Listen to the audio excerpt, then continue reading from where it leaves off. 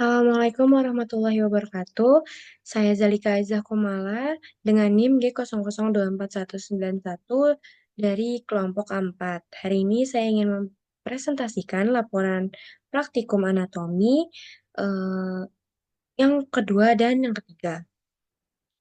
Termasuk ke yang kedua yaitu anatomi ekstremitas superior.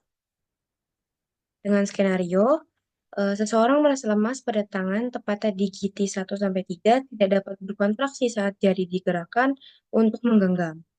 Nah, yang pertama, jelaskan inervasi pada muskulus di regio antebrachii dan manus. Oke, sini eh, inervasi pada otot lengan bawah dan tangan terutama berasal dari plexus brachialis.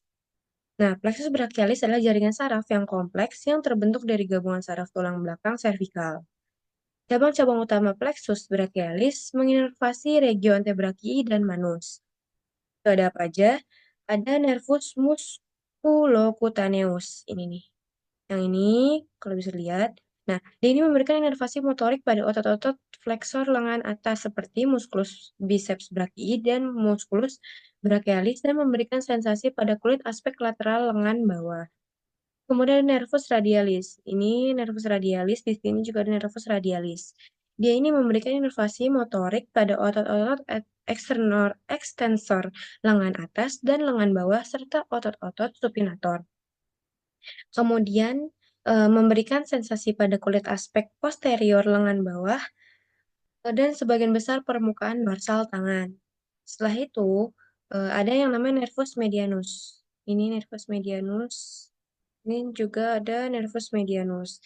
Nah, nervus medianus ini memberikan inervasi motorik pada sebagian besar otot-otot flexor lengan bawah dan otot-otot intrinsik tangan atau otot-otot kecil di tangan. Nah, ini juga memberikan sensasi pada kulit aspek palmar, lateral tangan, dan sebagian besar jari. Kemudian ada yang namanya nervus ulnaris. Nervus ulnaris ke bawah sini, nih, nervus ulnaris. Dia ini memberikan inervasi motorik pada otot-otot flexor carpi ulnaris, otot-otot intrinsik tangan bagian medial, dan beberapa otot flexor dalam. Juga memberikan sensasi pada kulit aspek palmar medial tangan dan jari kelingking serta setengah medial jari manis. Setelah itu kita lanjut ke LO yang kedua. Jelaskan anatomi pada musculus regio antebrachium beserta kinesiologinya. Nah, pertama kita ke tulang. Tulangnya dari eh, regio antebrachii ini, pertama ada ulna. Ulna ini tulang yang mengarah ke kelingking dan radius tulang yang mengarah ke ibu jari. Terus kemudian ada eh, sendinya ini sendi siku, ada sendi articulatio jubiti yang menghubungkan antara tulang humerus dengan tulang ulna dan radius. Terus juga ada articulatio radio-ulnar proximal dan distal. Ini menghubungkan eh, tulang ulna dan radius. Yang ini proximal, yang ini distal. Nah, di sini juga terdapat sendi pergelangan tangan. Nah, itu tuh menghubungkan tulang radius ulna dengan tulang-tulang karpal atau tulang-tulang pergelangan tangan di sini. Nah, setelah itu otot-ototnya. Nah, yang pertama kompartemen anteriornya. Di kompartemen anterior ini terdiri dari otot-otot flexor yang berfungsi untuk membengkokkan pergelangan tangan eh, dan jari-jari. Contohnya musculus flexor carpi radialis, musculus flexor carpi ulnaris, musculus flexor digitorum superficialis, dan musculus flexor digitorum profundus. Terus kompartemen posteriornya. Kompartemen posteriornya terdiri dari otot-otot ekstensor yang berfungsi untuk meluruskan pergelangan dan jari-jarinya. Contohnya musculus extensor carpi radialis longus, musculus extensor carpi radialis brevis, dan musculus extensor carpi ulnaris, juga musculus extensor digitorum. Nah, ada juga dari kompartemen lateral. Nah, kompartemen lateral ini terdiri dari otot-otot yang berfungsi untuk supinasi. Supinasi itu gini, jadi tangannya diputar ke arah atas. Contohnya musculus brachioradialis, dan musculus supinator. Selanjutnya saraf dan pembuluh darah, seperti yang tadi sudah dijelaskan di LO yang pertama. Nah, kinesiologi regio antebraki ini yang pertama fleksi. Fleksi ini membengkokkan pergelangan tangan dan jari-jari. Jadi bengkokkan baik ke depan maupun ke belakang dan jari-jarinya juga dibengkokkan. Setelah itu, ekstensi. Ekstensi meluruskan pergelangan tangan dan jari-jari. Berarti gini. Setelah itu, abduksi. Abduksi ini berarti menggerakkan pergelangan tangan menjauh dari garis tengah. Berarti ke arah sana. Setelah itu, adduksi. Adduksi ini kebalikannya dari abduksi. Menggerakkan pergelangan tangan mendekati garis tengah tubuh. Berarti begini. Nah, setelah itu ada supinasi. Supinasi ini memutar telapak tangan ke atas dan pronasi. Pronasi berarti memutar telapak tangan ke bawah. Nah, fungsi dari regio antebraki ini untuk menggenggam, melepaskan, memutarkan pergelangan tangan, dan untuk menulis pastinya, untuk kegiatan kita sehari-hari. Lanjut ke laporan praktikum yang ketiga, anatomi ekstremitas inferior. Dengan skenario, seorang pria 23 tahun mengalami cedera lutut saat bermain futsal. Ia merasakan bunyi krek dan lututnya terasa tidak stabil. Setelah kejadian, lututnya membengkak dan sulit digerakkan. LO yang pertama, jelaskan anatomi penyusun artikulatio genu yang lengkap. Oke. Sama tulangnya. Tulangnya ini ada femur. Eee, ini tuh tulang paha, terus kemudian tibia, tulang kering, ini, ada tibia, tulang keringnya gitu, dan kemudian patella. Patella ini tempurung lutut. Setelah itu kartilago, disusun oleh kartilago hialin dan meniskus. Nah, kartilago hialin ini melapisi permukaan sendi femur, tibia, dan patella untuk mengurangi gesekan dan melindungi tulang. Meniskus dua bantalan kartilago yang membentuk bulan sabit yang terletak di antara kondilus femur dan tibia. Meniskus berfungsi sebagai bantalan shock absorber, menstabilkan sendi dan mendistribusikan beban secara merata. Kemudian ada kapsul sendi. Kapsul sendi ini, membran fibrosa yang mengelilingi sendi lutut dan menempel pada tulang-tulang penyusunnya. Kapsul sendi ini diperkuat oleh ligamen-ligamen dan untuk ototnya ini ada quadriceps, kelompok otot di bagian depan paha yang berfungsi untuk meluruskan lutut di bagian paha.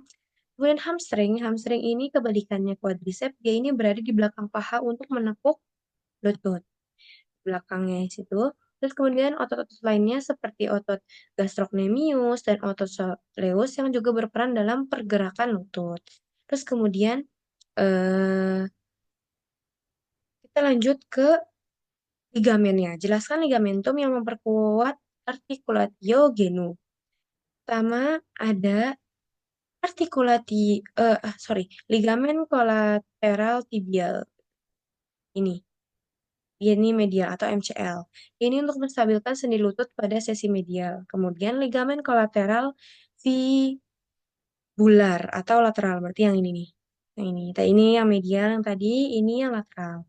Ini fungsinya menstabilkan sendi lutut pada sisi lateral. Kemudian ligamen cruciatum anterior. Berarti yang ini. Yang miring ini. Dia ini mencegah tibia bergeser ke depan terhadap femur. Kemudian ada ligamen cruciatum posterior. Itu belakangnya si yang anterior. Dia ini berfungsi untuk mencegah tibia bergeser ke belakang terhadap femur. Nah, ligamen-ligamen lainnya seperti ligamen patella, ligamen meniskofemoral, dan ligamen meniskotibial memberikan stabilitas tambahan pada sendi lutut. Next. Yang ketiga, jelaskan anatomi osteofemur. Lanjut. Nah, osteofemur ini terbagi menjadi tiga, epifisis proksimal, diafisis, dan epifisis distal. Nah, di epifisis proksimal ini terdapat caput femoris. Caput femoris ini yang setengah bulat ini.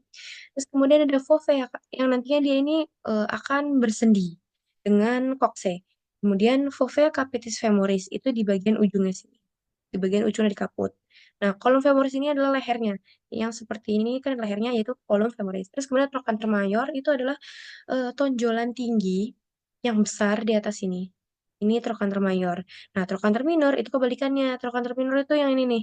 Tonjolan di bawah yang lebih kecil. Terus kemudian ada fossa trochanterica.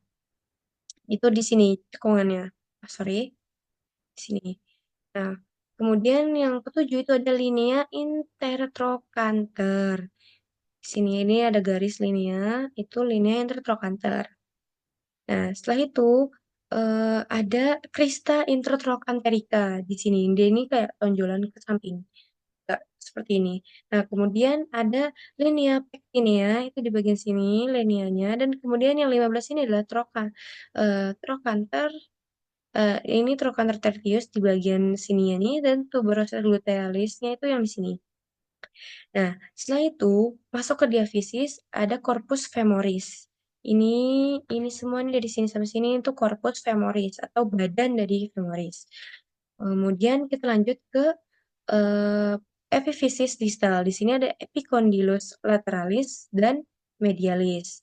Kemudian ada tuberculum adductorium, ada fascies patellaris, terus kemudian juga ada oh sorry, di sini juga ada linea aspera di bagian diafisisnya, terus di 18 ini ada fases poplitea. Nanti linea linea aspera ini akan membagi dua, dan hasil dari pembagian duanya ini adalah daerah facies poplitea. Terus kemudian 19 di sini itu ada linea intercondylaris, dan di sini ada fossa intercondylaris.